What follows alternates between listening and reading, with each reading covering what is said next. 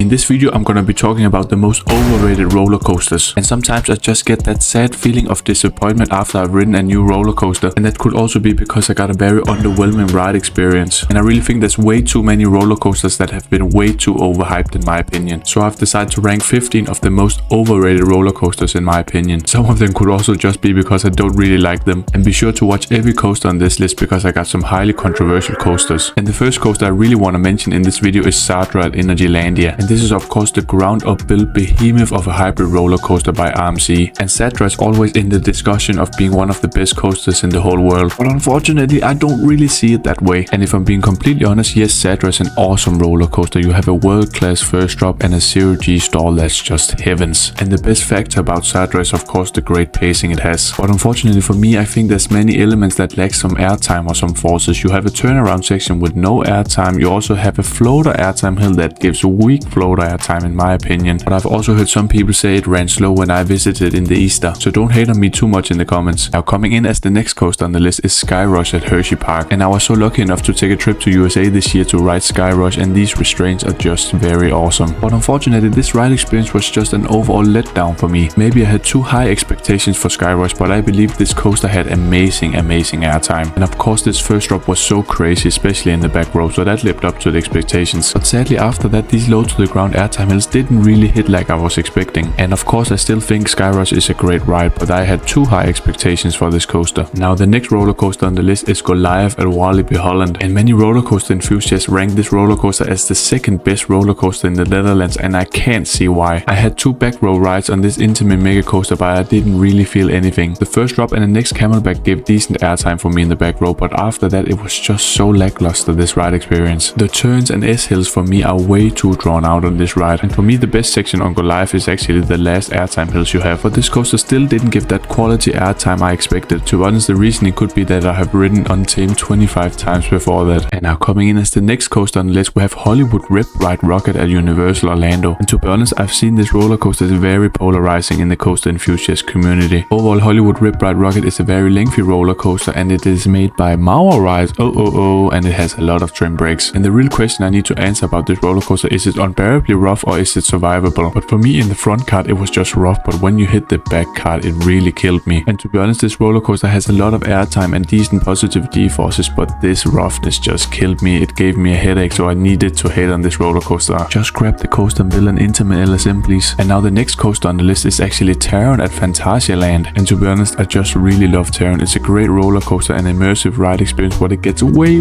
too overhyped by many coaster enthusiasts. I've seen many people saying it could be one of the best roller coasters in the world, but no. Taron overall offers two strong punchy launches, many twists and turns, over banks, and a few airtime moments. The best element on Taron for me is actually the second launch. This is just so aggressive and punchy, but you still have a lot of filler elements where the train is very slow, so it's not one of the world's best coasters in my opinion. And now the next roller coaster I have beef with is Rattler at Six Flags Fiesta, Texas. And I've just heard so many roller coaster enthusiasts praise this roller coaster, but I don't think there's so many elements that really hits except the first drop and the drop after the crawler wall, you know. Based on other coaster enthusiast reviews, I really thought this coaster was a high tier RMC, but no. For me, Rattler is actually a mid tier RMC. You have some great drops, but after that you have some dull moments, especially on the quarry wall. You English speakers really need to know how hard it is for me to say quarry wall when I'm not native English speaking. And now coming in as the next coaster on the list, we got Wickerman at Alton Towers. And many people say this really is a great GCI wooden roller coaster, but for me it's just an okay coaster. I really love the aesthetic of this roller coaster, and on top of that you have this awesome Wickerman statue you go through 3 times. But for me Wickerman doesn't really have some standout moments I really remember. This roller coaster mainly focuses on the lateral G-forces because it just spins around in a circle in my opinion, but you also have a few airtime pops, but that's just mild floater. So please don't have too high expectations for roller coasters, especially when you ride Wickerman. It's very sad to say this, but I have a person who commented that Wickerman is one of their favorite coasters, and I'm sorry, it's a great coaster, but it's still just a bit of lackluster in my opinion. Now coming in as the next coaster on the list, we have the big one at Blackpool Pleasure Beach. And the big one is actually one of 2 hyper roller coasters made by Aerodynamics, but this coaster doesn't stand a chance against Magnum XL200. The only thing that's a bit better on the big one is the twisted first drop. This is so awesome and intense, but after that you just have a half-dull ride experience. It's pretty boring in my opinion. For me this coaster just moves around in way too drawn out elements, and these dips are just too shallow for me. And compared to Magnum XL200, this coaster is way more rough in my opinion. The only thing Blackpool Pleasure Beach needs to do is scrap this coaster and make a huge intimate specimen. And now coming in as the next coaster on the list, we got Valravn at Cedar Point. And I already know that this B&M dive coaster already gets a lot of hate in my opinion, but overall I think these B&M dive coasters get too much hate, but not the ones with the vest restraints for me. She-Crank Griffon are great coasters, but Valravn and Yukon Striker, no.